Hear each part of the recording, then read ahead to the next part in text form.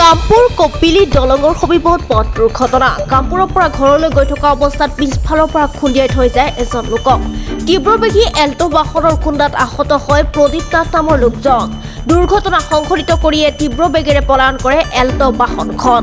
আৰক্ষীয়ে খেদি বাহনখন জব্দ কৰি যদিও পলাই যাবলৈ সক্ষম হয় চালকজন আনহাতে আহত লোকজনক ততাতৈয়াকৈ চিকিৎসালয়লৈ প্ৰেৰণ কৰে আৰক্ষীয়ে আহত প্ৰদীপ নাথৰ ঘৰ উত্তৰ চাংচুকিত বুলি জানিব পৰা গৈছে এই কপিলি দলং ওচৰত মানে বহুত বেগেৰে গাড়ী এখন আহিছিলে সেইফালে মানে তেখেতক মাৰি থৈ গ'ল কি গাড়ী গাড়ীখন মই চোৱা নাই ইমান ভালকৈ মই বাছত আহিছোঁ কি গাড়ী মানে তাত আছিলে আমাৰ পুলিচ বাহিনী বিভাগো আছিলে চবে আছিলে ৰাইজ চবে আছিলে কিন্তু কি গাড়ী মাৰি গ'ল পিছত ধৰা পৰিছে না নাই গম নাপাম লগে লগে ইমিডিয়েটলি লৈ আহিলোঁ এতিয়া মানে মূৰত জখম হৈছে দাদানীটো উঠাই দিছে পিছত লৈ যায় ইমিডিয়েটলি ব্লিডিং হৈ আছে না ওচৰত হস্পিটেল আছে লৈ আহিলোঁ তেওঁ খোজকাঢ়ি আহি আছিলে নাই খোজকাঢ়ি আহিছে ক'ৰ পৰা আহি আছিলে তেওঁ এই দাদাই ঘৰৰ পৰা কাম কৰি গৈ আছিলে মানে ঘৰলৈ গৈ আছিলে ৰাতিপুৱা মই দেখা পাইছোঁ বাহ ফালিছে খৰি ফালি আছিলে এতিয়া মানে ৰাতিপুৱা দেখা মানুহটো এনেকৈ এক্সিডেণ্ট হৈ গ'ল